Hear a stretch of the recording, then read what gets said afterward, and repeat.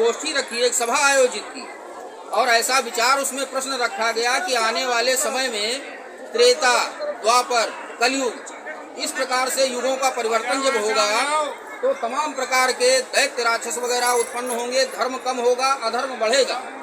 तो ऐसी स्थिति से बचने के लिए हमको ऐसी कोई पवित्र भूमि प्राप्त हो जाए जहाँ पे कलयुग में भी कलयुग का प्रभाव ना के बराबर हो। कम होगा, बिल्कुल नहीं होगा ऐसा नहीं है, लेकिन ऐसी भूमि हमको प्राप्त हो जहाँ कलयुग का प्रभाव नाम मात्र ही हो। इस विचार को लेकर के हमारे जो सृष्टि के प्रमुख देवता ब्रह्मा, पितामह, विष्णु और शिव, इन तीनों के पास जाते हैं। उनके सामने जब प्रश्न रखते हैं कि हमको जो है ऐसी कोई पवित्र भूमि आप प्रदान करें जिससे अपनी तपस्या भी हम कर सके निर्विघ्न, तो भगवान ब्रह्मा की ओर विष्णु और शिव दोनों लोग इशारा करते हैं, कहते सृष्टि की रचना करने वाले भगवान ब्रह्मा हैं, इनसे आप प्रार्थना करें, इनकी नजर से कोई भी जगह शेष नहीं है। सभी लोग उधर पीछे बैठ, आराम से बैठ जाओ। कहाँ से आए? आराम से बैठ जाओ। कहाँ से आए आप? बैठो कहाँ से? वो प्रवचन कर जो सुनते पंडा है आपके? भगवान, अरे ठीक है बाद में आ जाना। भगवान ब्रह्मा ने कहाँ से क्या है, जब भगवान ब्रह्मा की तरफ इशारा किया, भगवान विष्णु ने और भगवान शिव ने, क्योंकि भगवान ब्रह्मा सृष्टि की रचना करता है, उनसे कोई भी ऐसी भूमि शेष नहीं जिसके बारे में ब्रह्मा जी को जानकारी नहीं।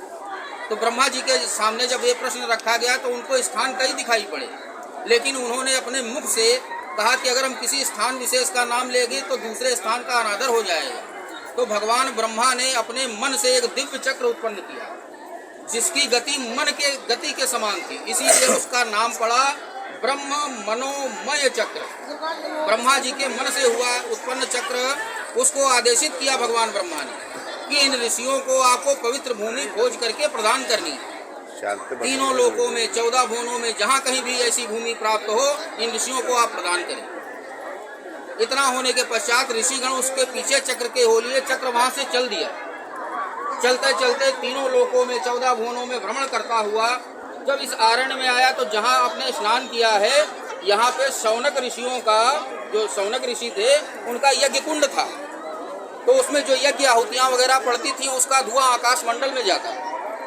चक्र जब इस परिधि से ऊपर से गुजरा तो उसका आकर्षण हुआ उस यज्ञ कुंड से, पवित्र भूमि के आकर्षण से। जैसे लोहे को चुंबक खींचता है, ऐसे ही चक्र को अपनी तरफ भगवान, ये जो यज्ञशाला का धुआं था उसने खींचा। उसके आकर्षण से उसकी जो धुरी थी चक्र की, उसको बोलते हैं संस्कृत में नेमी, धुरी को नेमी बोलते हैं। और आरण्य किसको बोलते हैं? जंगल को, फॉरेस्ट को। आकर्षण से वो धुरी उस हवन कुंड में प्रवेशित होती है। आकाशवाणी होती, हे ऋषियों, आपको पवित्र भूमि जिसकी आप तलाश कर रहे थे वो आपको प्राप्त हो गई, यहीं पे बैठ करके आप तपस्या करें। तो यहाँ जो 84 कोस की भूमि है वो उन ऋषियों को प्राप्त हुई, उस पर बैठ के वो तपस्या करने लगे। धीरे धीरे क्या हुआ, जो भगवान ब्रह्मा का दिया हुआ चक्र था उसमें पृथ्वी में प्रवेश पाने के उपरांत पृथ्वी में 7 तल होते हैं जिनके नाम लिए हैं, आप लोग ध्यान कर लीजिए। अतल, वितल, सुतल, तल, तलातल, महातल, पाताल, 7वां पाताल होता है। तो 6 पातालों का धीरे धीरे जब उस चक्र ने भेदन कर दिया तो ऋषियों में पुनः हाहाकार मचा कि जो हमको भूमि प्राप्त हुई है, 7वां पाताल अगर पृथ्वी का टूट गया तो पृथ्वी पुनः जल में डूब जाएगी, ब्रह्मा जी को पुनः सृष्टि की रचना करनी पड़ेगी। तो ऐसी स्थिति से बचने के लिए वो पुनः ब्रह्मा जी के पास जाते हैं। ब्रह्मा जी से प्रार्थना किया, कहा कि महाराज उस चक्र की गति को आप रोकिए, हमको पवित्र भूमि प्राप्त हो गई लेकिन वो अब हमसे छीनने वाली है। तो उन्होंने कहा देखो शक्ति थी, मैंने छोड़ दिया, उसको रोकने की क्षमता हमारे अंदर भी नहीं। बोले कि इसका निदान क्या है? तो उन्होंने कहा इसका निराकरण ये है कि इससे बड़ी शक्ति ही इसको धारण कर सकती है, यानी रोक सकती है। तो माता आदिशक्ति का आप लोग स्मरण करो, उनका आवाहन करो। तो माता आदिशक्ति का जब आवाहन किया गया, माता ने 6.5 पाताल पे उस चक्र की चोटी को पकड़ करके वहीं पे स्तंभित किया।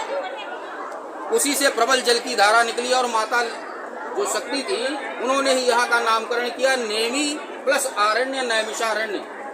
इस तरीके से यहाँ की उत्पत्ति हुई। उसके अलावा यहाँ पे वेद व्यास जी ने 4 वेद जो लिखे गए ब्रह्मा जी के द्वारा, उनका विभाजन यहाँ पे हुआ। 4 वेदों से 6 शास्त्र, 6 शास्त्रों से 18 पुराणों की रचना हुई श्रीमद् भागवत ग्रंथ की रचना गणेश जी के द्वारा और वेद व्यास जी बोलते गए और गणेश जी उसको लिपिबद्ध करते गए। ये इसी भूमि पे हुआ। हम आप सत्यनारायण की कथा सुनते हैं, उसमें सर्वप्रथम श्लोक आता है, एकदा नैमिषारण्य ऋष्य सौनकादयः प्रपच्छ मुनिः सर्वेषु तम पौराणिकम खलु। यानी नैमिषारण्य से ही सत्यनारायण की कथा का उद्भव और यहाँ से ही उसका आरंभ हुआ है।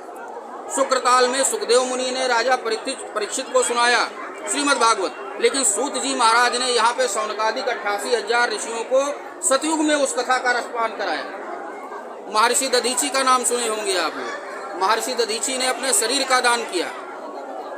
वृत्तासुर नामक दैत्य को मारने के लिए देवराज इंद्र ने जब उनकी अस्थियों की मांग की तो उन्होंने कहा, हमने एक प्रण ले रखा है, जब तक अपने शरीर का दान हम तब करेंगे, अपना शरीर तब छोड़ेंगे जब तक सभी देवताओं का दर्शन और सभी तीर्थों का स्नान नहीं कर लेंगे। तो देवराज इंद्र के आमंत्रण पे सभी देवता और सभी तीर्थ इस भूमि पे आए, 84 कोस की भूमि में। उनका उन्होंने दर्शन और स्नान किया, अपने देह पर दही और नमक लगा करके अस्थि मज्जा को अलग अलग कराया। उससे वज्र का निर्माण हुआ, जिससे वृत्तासुर नामक दैत्य का वध हुआ। ये पितरों का नाभि भूमि भी है। 3 गया पृथ्वी पे है, चरण गया गया जी, कृपाल गया बद्री नारायण, नाभि गया नैमिषारण्य। तो यहाँ पे पितरों का लोग पिंडदान भी करते हैं, उनकी उदर तृप्ति यहाँ से होती है। यहाँ पे आप अन्नदान करते, उसका बहुत बड़ा महत्व है। यहाँ पे प्रत्येक पग पर आपको एक अश्वमेध यज्ञ का फल मिलता है। लेकिन कैसे? उसके लिए एक श्लोक है, गंगायाम योजने यज्ञे वाराणस्याम अर्ध योजने कुरुक्षेत्रे चक्रोश में से नैमिषे तो पगे पगे। इसका अर्थ ये हुआ कि जब हम गंगा जी पे जाते हैं 1 योजन यानी 12 किलोमीटर पैदल चलते, तब हमको एक अश्वमेध यज्ञ का फल प्राप्त है। वाराणसी में जब हम 6 किलोमीटर यानी आधा योजन अर्ध योजन, तब हमको एक अश्वमेध यज्ञ का फल प्राप्त होता है। कुरुक्षेत्र में 3 किलोमीटर यानी उससे भी आधा। लेकिन नैमिषारण्य में प्रत्येक पग पर, लेकिन कैसे? उसके लिए भी एक शर्त है, टर्म्स एंड कंडीशन अप्लाई। ओम नमो भगवते वासुदेवाय जो 12 अक्षर मंत्र है, महाराजा मनु ने यहाँ उसका 23,500 वर्ष तक जाप किया। उसको आप करते रहें, आपको निरंतर प्रत्येक पग पर एक अश्वमेध यज्ञ का फल प्राप्त होगा। ये लिखित में वर्णन है, इसका बहुत बड़ा महत्व है। बोलिए नैमिषारण्य धाम की जय, गंगा मैया की जय, राधा मैया की जय, 88,000 ऋषियों की जय, और हमारे भक्त समाज की जय। हर हर महादेव।